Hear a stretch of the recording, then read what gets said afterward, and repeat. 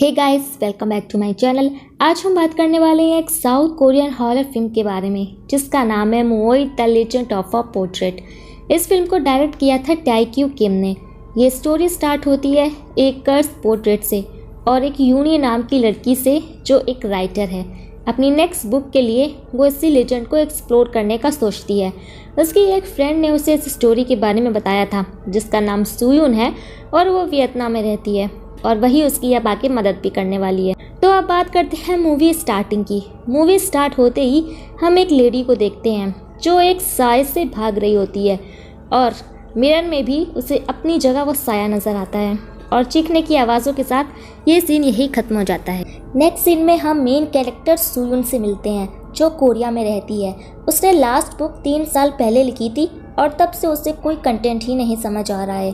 फिर एक दिन उसे सुयुन का कॉल आता है। वो पहले दोस्त थे बट 3 साल पहले वो कोरिया छोड़कर वियतनाम शिफ्ट हो गई थी और उनकी दोस्ती भी टूट गई और उसे सुयुन से ये लेजेंड स्टोरी मिल जाती है। सुयुन ने उसे थोड़ी बहुत इन्फॉर्मेशन इस स्टोरी की पहले ही भेज दी थी और वो बहुत एक्साइटेड फील करती है उसे जानने के लिए। और अब बाकी की स्टोरी जानने के लिए उसे खुद वियतनाम जाना होगा। वहाँ के लोगों से मिलकर इस स्टोरी पर उसे रिसर्च करना होगा। निकलने से पहले वो अपने 2 दोस्तों से मिलती है, सुनजी और जीहुन। सुइन के बाद ये 2 ही है जिनसे वो कभी कभी मिल लेती है। सुनजी उसे अपना कैमरा भी देती है और उसकी बातों से तो लगता है कि शायद सुयुन को पसंद नहीं करती है। अब यूनी पहुंच जाती है वियतनाम में और सुयुन से मिलती है। यूनी देखती है कि वो पहले से काफ़ी बदल चुकी है और काफ़ी ज़्यादा स्मार्ट और कॉन्फिडेंट लग रही है। घर जाते समय सुयुन उसे मुओई के बारे में कहानी सुनाती है। ये एक लड़की की स्टोरी है जिसका मर्डर किया गया था।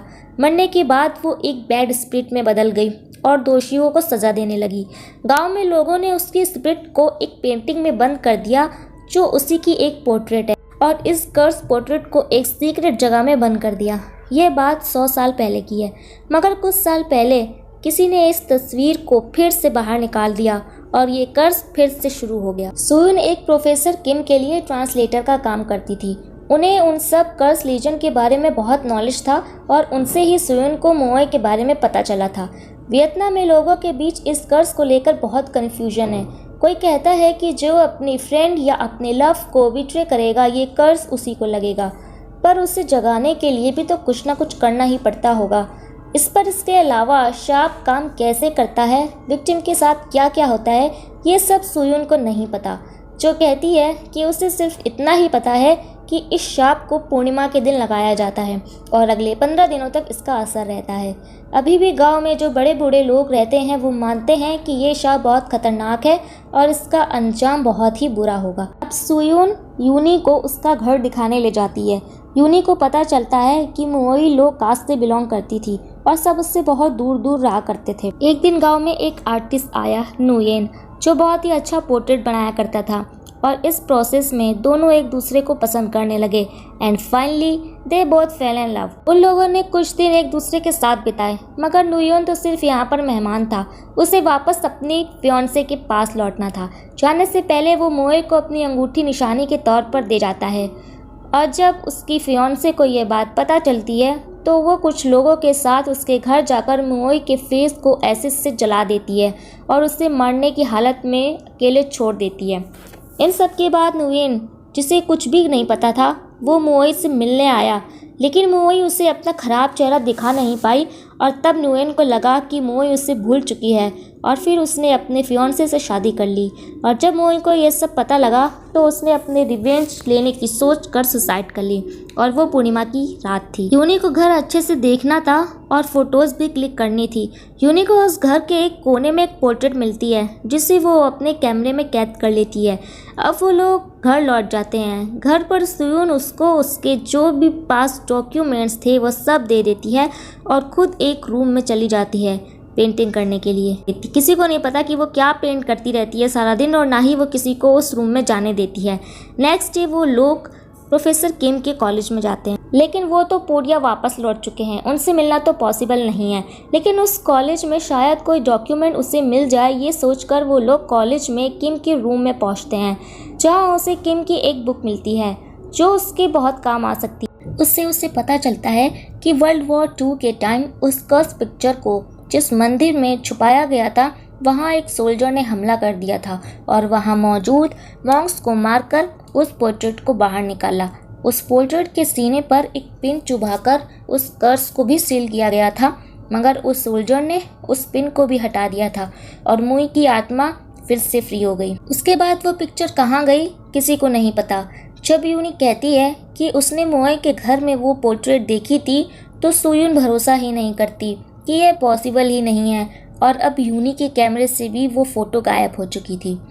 कैमरा देखते हुए यूहुन को सुजिन और जीहुन की एक फ़ोटो मिलती है।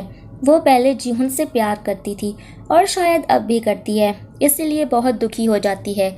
ये बात यूनी को पता थी, इसलिए वो इतने दिनों से उनके बारे में कुछ नहीं बता रही थी। मगर रात में वो लोग जब एक बार में जाते हैं, वहाँ सुयुन एक लड़के के साथ बहुत इंजॉय करती है।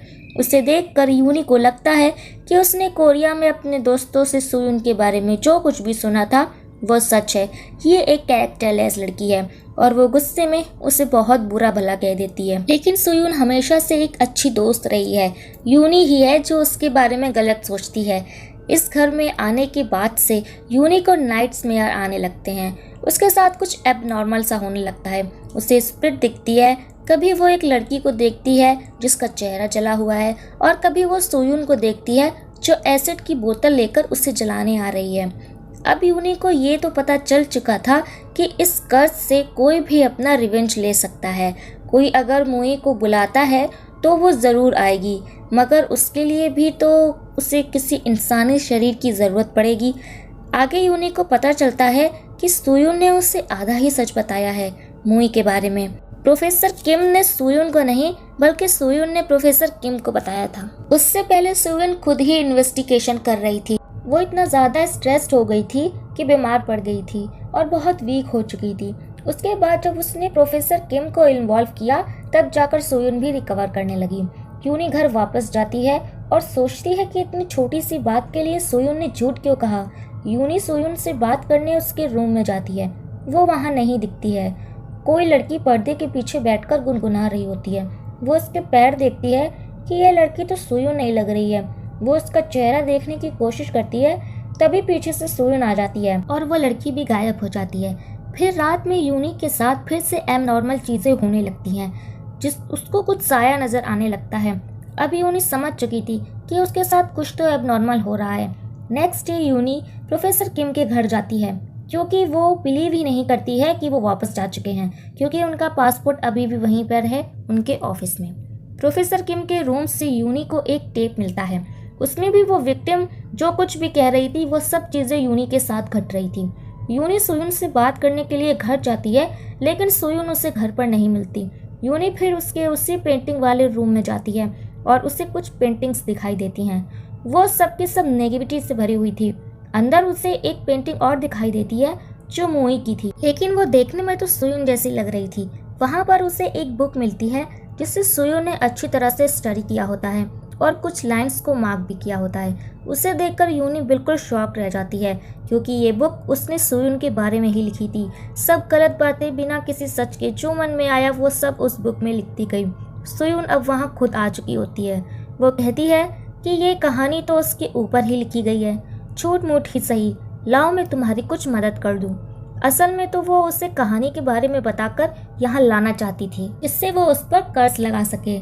यूनी के साथ ये सब जो हो रहा था वो इसलिए क्योंकि वो शापित हो चुकी थी, और सुयुन ये भी कहती है कि वो दिल से चाहती है कि यूनी सेफली कोरिया वापस जा पाए। ये सब बातें यूनी को समझ नहीं आती, वो समझना भी नहीं चाहती। वो बहुत परेशान हो जाती है क्योंकि कल ही पूर्णिमा है और उसके साथ क्या होगा पता नहीं। वो जाने की तैयारी करती है। सुयुन उसे रोकती है, क्योंकि अब जब वो जा ही रही है तो वो उससे कुछ बातें शेयर करना चाहती है। वो उसे उसके कोरिया छोड़ने की असली वजह बताना चाहती है। हमें पता चलता है कि 3 साल पहले जब वो कोरिया में रहती थी, तब जीहू ने उसे मिलने के लिए बुलाकर अपने दोस्तों से उस पर रेप करवाया था और सुजिन के साथ मिलकर ये सब कुछ रिकॉर्ड भी किया था। उसके लिए ये सब तो मजाक था।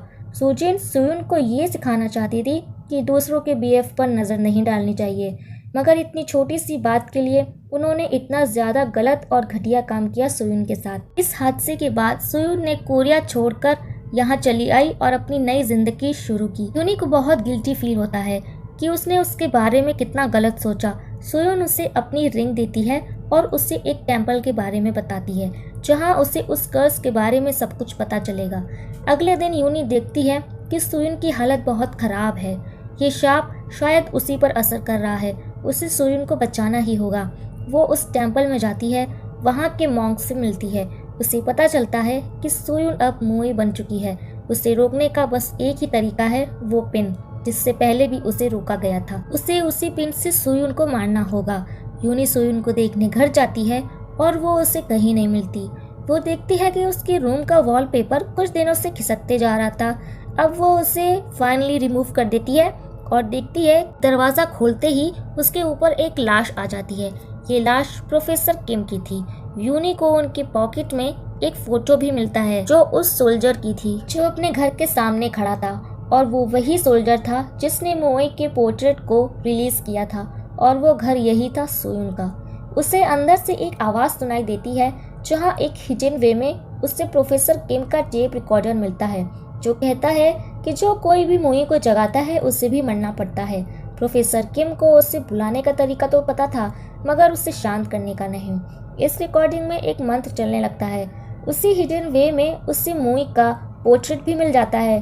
तब उसे पता चलता है कि जो रिंग सोयोन ने उसे दी थी वो असल में मोई की है। धीरे धीरे वो तस्वीर जागने लगती है और एक भयानक रूप ले लेती है और रस्सी से लटक रही होती है।